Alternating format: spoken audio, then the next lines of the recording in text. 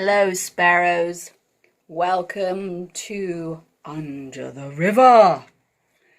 I wanted to swim to see you today because it's a scorching hot day and far too hot to take you down to the river, so I brought the river to you.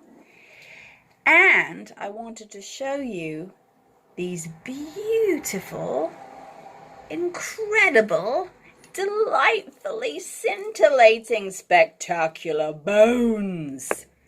Django and I went off the trail yesterday in search of an adventure. And you never know what you might find when you go off the trail. We went down to the river looking for another way down to the mossy rocks. And we found, washed up at the edge, nestled in the trees. They've been there for a super long time because they're a little bit covered in some slight moss, and they're very weathered at the edges. We found these. So this is a vertebrae.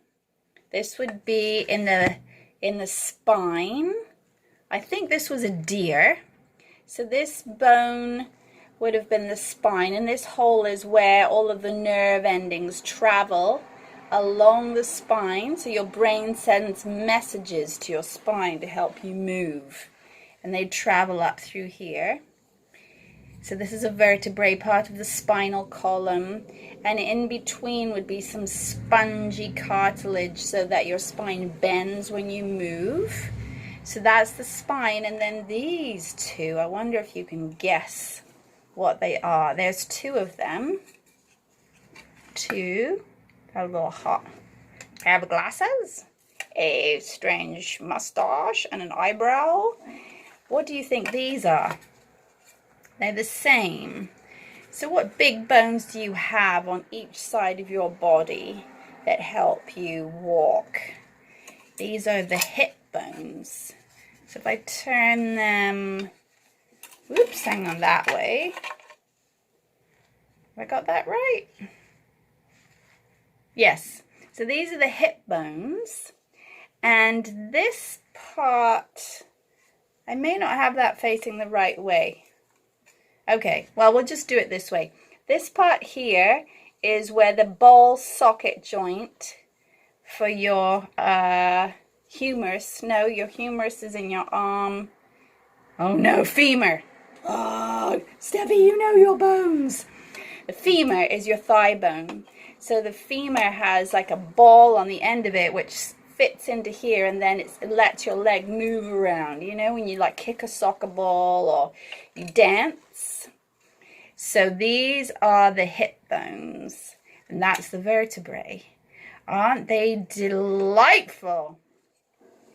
Put these here in our magic pile. So thank you, bones, for giving Django and I a treasure to find on our adventure to find a new trail. So it's good to find new trails. You never know what you might find.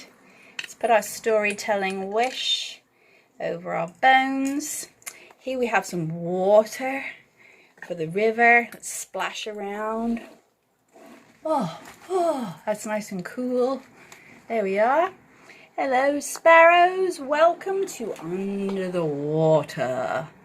Are you sitting comfortably? Are you in your comfy spot? Let's pour some riverbed tea.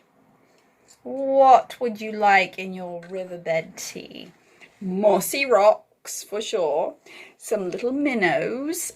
And I saw some crayfish down there. Tiny little crayfish.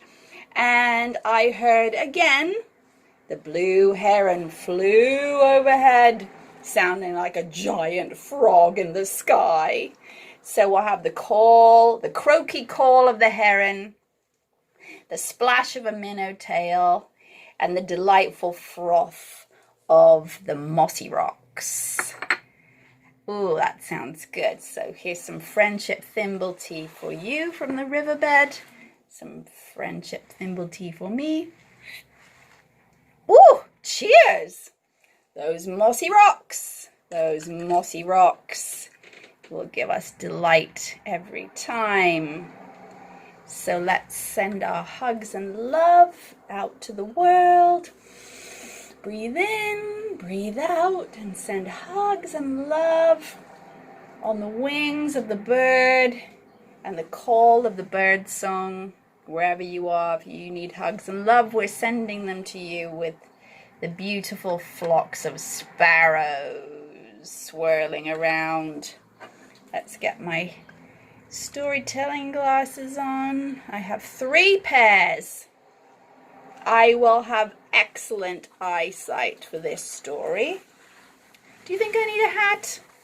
No, I think I don't need a hat. Well, you never know. Let's try it. What do you think? I don't think I need this hat. I think this hat is for like a picnic in the woods, not splashing around in the river. We'll save that for our picnic in the woods. So today, I'm going to read you a really short story because it's so hot, especially in this life-saving jacket. I wanted to read you a very old book inspired by bones. A very old book called The Teeny Tiny Tale. And I have had this book since I was probably 4 years old. And now I'm 53. So what's the math on that? I have had this book, so 53, so 49 years I've had this book. So it was one of my favorite books, and it has a bone in it. So I was thinking, oh, let's read that. So are you sitting comfortably? Are you in your comfy spot? Do you have your life-saving jacket on if you are in a boat? I hope so. And here we go. A Teeny Tiny Tale. Oh, I've got to get it so it's in focus. How's that?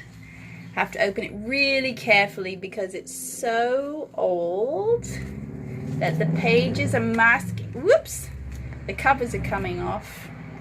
And I even couldn't write my name. It says Stephanie from Nanny. And I tried to write my name Stephanie, but my name was very hard to spell when I was young.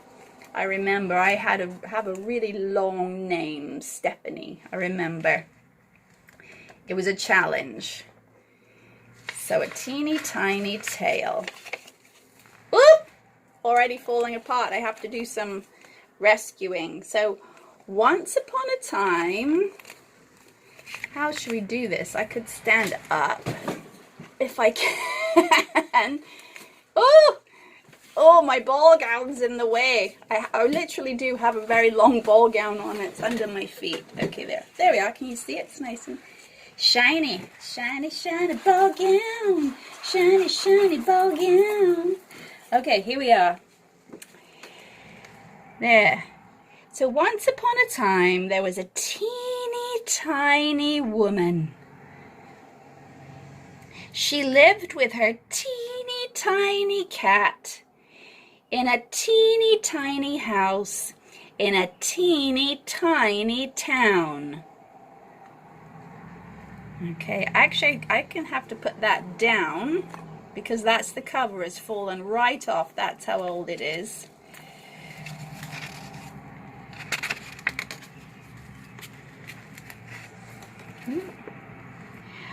One day, the teeny tiny woman cleaned her teeny tiny house. There's her teeny tiny cat and her teeny tiny scarf in her hair. Then she said to her teeny tiny cat, I am a teeny tiny bit hungry. I think I shall go out to find something for my teeny tiny supper.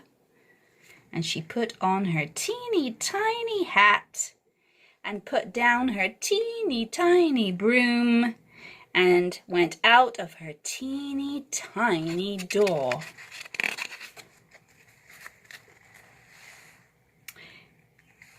There's her teeny tiny hat. I know it so well, I read it before I even got to the page by accident. Oh dear. So she took her teeny tiny basket, patted her teeny tiny cat, and walked out of her teeny tiny house. The teeny tiny cat gave a teeny tiny meow and curled up on a teeny tiny cushion to sleep while the teeny tiny woman was away. When the teeny tiny woman had gone a teeny tiny way, she came to a teeny tiny gate. She opened the gate quickly and walked into a teeny tiny garden. And look, there's a teeny tiny sparrow. In the garden, she saw a teeny tiny doghouse. Near it was a teeny tiny bone. Ha-ha, there's the bone. I don't think she noticed the teeny tiny dog.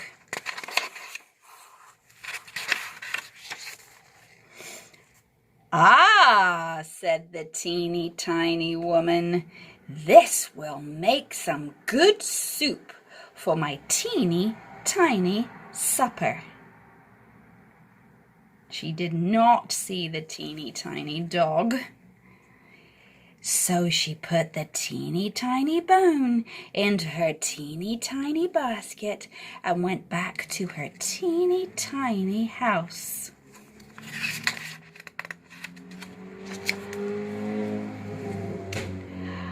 By this time, the teeny tiny woman was too tired to make the soup, so she put the teeny tiny bone into her teeny tiny kitchen cupboard and went up her teeny tiny stairs to her teeny tiny bed. Her teeny tiny cat is following her. Oh, she said, I shall have a teeny tiny nap, she said to her teeny tiny cat.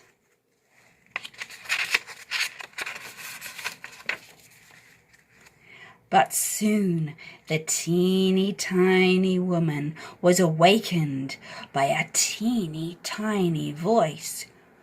Give me my bone. She was just a teeny tiny bit frightened, so she hid her head under her teeny tiny blanket. By and by, she heard the voice again, and this time it was a teeny tiny bit louder. Give me my bone. Oh, this frightened the teeny tiny woman so much that she jumped out of her teeny tiny bed and hid in her teeny tiny cupboard and waited and watched. And in a teeny tiny while she heard the voice again, and this time it was a great, big, enormous voice. Give me my bone, my bone, my bone, said the voice. The teeny tiny woman knew she must do something, so she came out of her teeny tiny cupboard and walked down her teeny tiny stairs very, very slowly and into her teeny tiny kitchen. And then she opened the door of her teeny tiny cupboard just a teeny tiny bit. And out jumped. Boo! Ah! Her teeny tiny cat jumped out of the cupboard, and her teeny tiny cat stole the bone and not the teeny tiny dog. And the teeny tiny dog and the teeny tiny woman both looked shocked because the cat stole the bone. That cheeky little cat. And there we are. My beautiful old book. I loved telling that story. When I learned to read, I liked to make people jump at the end. I remember that. I always was asking, who can I read this book to? Because I wanted to scare them at the end. Well, thank you for swimming into the nest. I hope you can splash about in some water today on this hot, hot day. And I look forward to seeing you tomorrow. Big watery hugs. Go on adventure if you can. Bye. Bye.